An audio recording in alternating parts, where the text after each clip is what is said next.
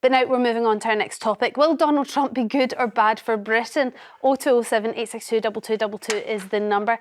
After being sworn in yesterday, President Trump vowed that under his leadership, America would once again become the greatest, most powerful and most respected nation on earth.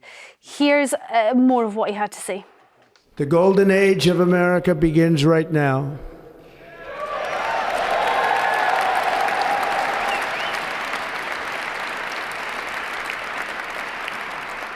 From this day forward, our country will flourish and be respected again all over the world. We will be the envy of every nation, and we will not allow ourselves to be taken advantage of any longer. During every single day of the Trump administration, I will very simply put America first. But does putting America first mean putting the UK at a disadvantage? That's the crucial question here. One area of particular concern on this side of the Atlantic is a proposed 20% tariff on goods imported into the US, which experts warn could cost the British industry £2.5 billion a year. Now, Trump may not have introduced any yesterday, but he vowed to do so, saying that it would make the US rich as hell. And here's more of what he had to say in the Oval Office. Essentially, all countries take advantage of the US. We don't make any good deals in the US. Well, you put a universal tariff on anybody doing business in the United States because they're coming in and they're stealing our wealth, they're stealing our jobs, they're stealing our companies, they're hurting our companies. So you put a tariff on to keep them from doing that. I'll go to my panel first, but do get your calls on this. Do you think Donald Trump will be good or bad for Britain? Where do you stand on it, Cherry? £2.5 billion a year this could potentially cost us. That is devastating, and that's just the beginning. He is interested in one thing and one thing only, and that is America. He is, in his speech yesterday, which almost made me want to weep, he's going to get out of the World Health Organization. He's going to drill. That is a quote from him. What world are our children going to inherit after Trump has devastated the planet? So you fear for our economy, but you also fear for the environment? When one of the most powerful men in the whole world says, I'm going to drill as part of his opening speech, I mean, that put the fear of God into me. That was part of his campaign. It was. I'm surprised that's not what he called his And he also mentioned the Californian fires, the devastating Californian fires, in the same 10 minutes. And yet he says he's going to drill the earth.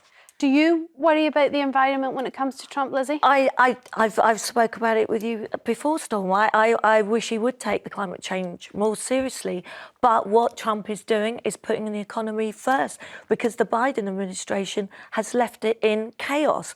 And he is the big political comeback. Let's not forget 77.3 million voted him in. It was a landslide. He got the popular vote, 7 swing states. They knew what he stood for. And Trump is back. We've got freedom of speech. It was high energy. And he puts his country first.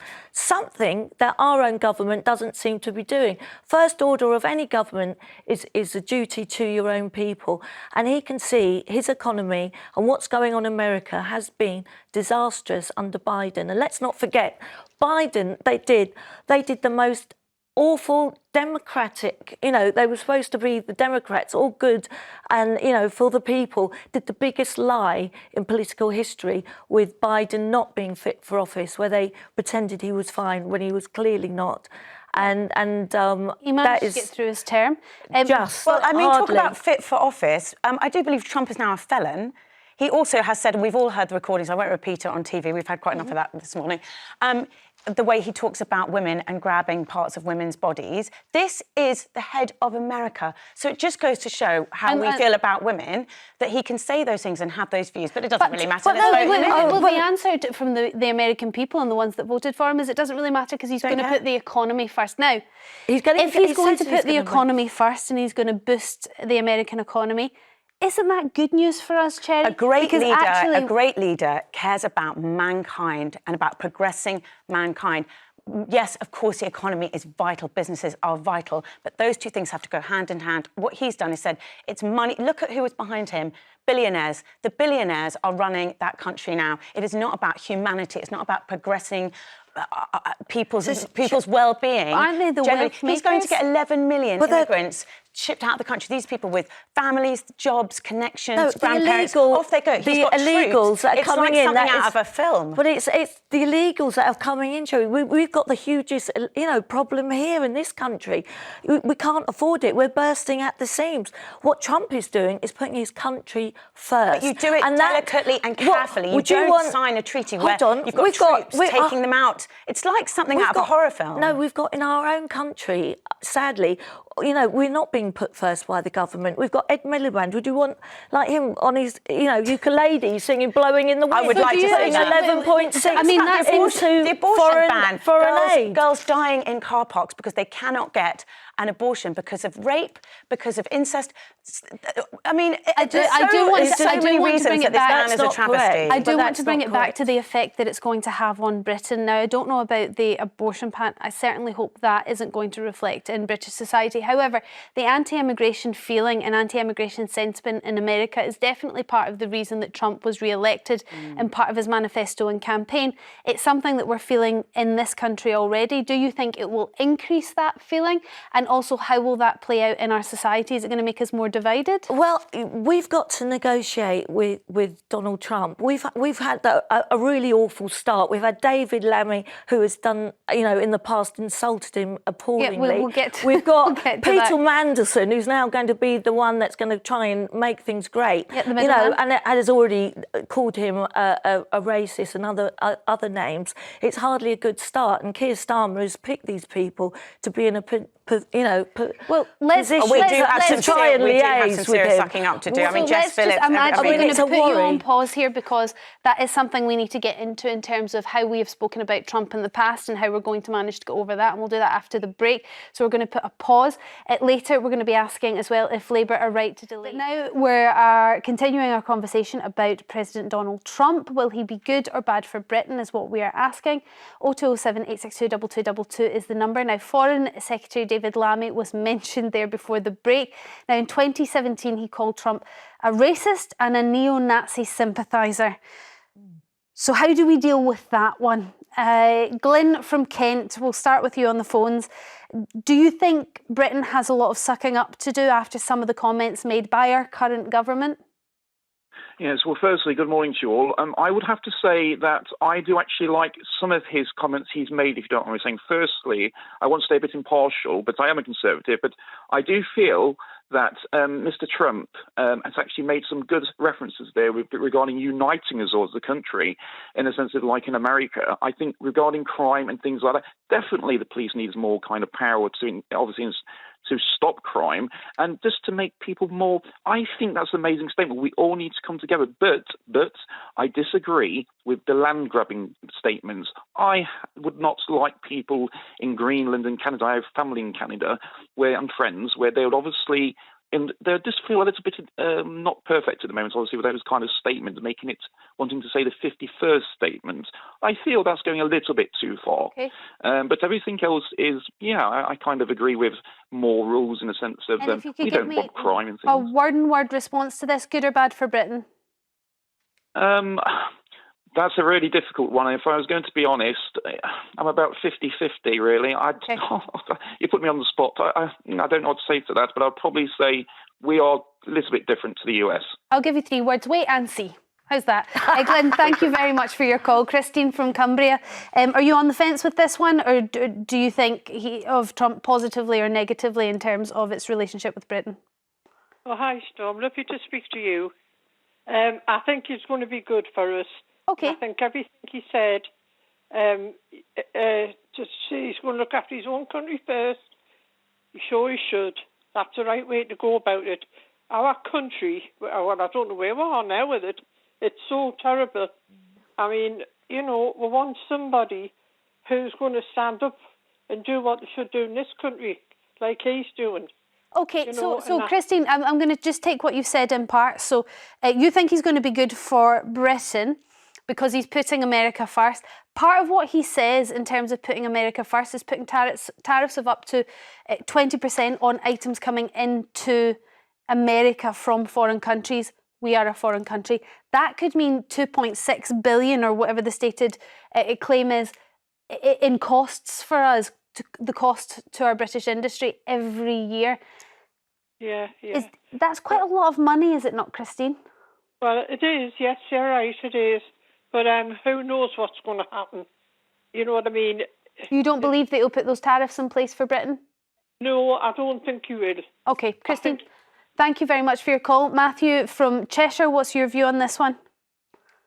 Hi, good afternoon. The Labour Party are too petty and vindictive to allow Trump to do anything positive that would appear to affect Britain sort of positively.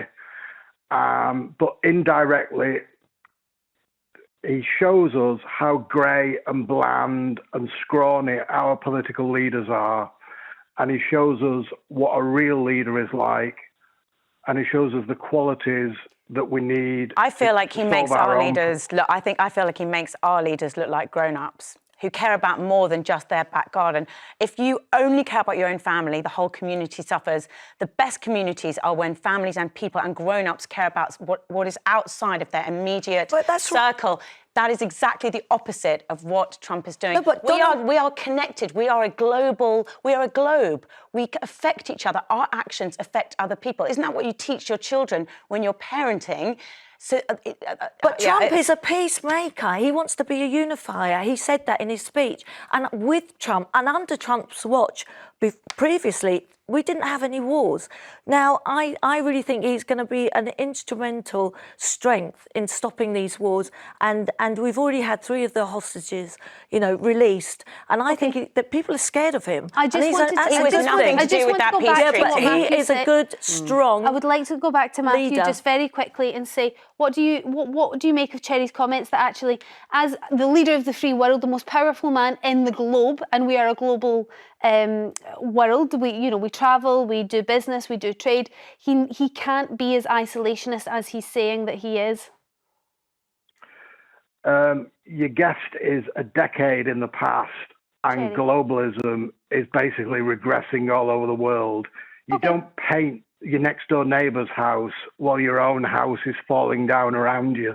OK, Matthew, thank you very much for your call. Syra from London, what do you think when it comes to Trump? Do you think he'll be good or bad for Britain? I mean, he's going to be good. I mean, on the face of it, I think he looks like an Anglophile who's obsessed with the royal family and all of that. But he's going to put 20% tariff on all the goods coming from foreign country. Mm-hmm. I mean, losing 2.6 billion is not going to help England. And, this guy is, I just personally feel last time, this guy was not even good for America in so many ways. He scrapped the Obamacare. My sister is a doctor in America. And, that really affected the common people who have voted for him, by the way, because they think, he's on their side. But the economy. Actually... I hear what you're saying, but in what way do you think, other than the tariffs, is there any other way you think he'll negatively affect the UK? Well, negatively in the sense that, so many people have started looking up to him. Our children look up to him. I mean, my son the other day said, but he is the president the second time around. But look at the values he's teaching the world. People do tend to look up to people in power. And, he is the president of one of the richest countries in the world. But the values and the stupidity that he stands for. I remember him saying that injecting disinfectants will actually kill corona and things like that. And, that was an odd one, Syra, and obviously absolutely inaccurate. Actually, do tend to get affected by all that. So he's not in any way fit to be the leader. So as a role model, he isn't the person you would put in power. Syra, thank you very much for your call. Simon from Hampshire, what's your view on Trump and how he will affect Britain? I mean, his mother was Scottish, so maybe he has a soft spot for Britain. Well, I think he probably does. I mean, this talk of tariffs is hypothetical. We don't know what he's going to do or not do. But if our government cared as much about this country as he does for America, we'd be in a far better position. Exactly. Okay, great. Simon, thank you very much for your call. Very mixed bag there, actually. Now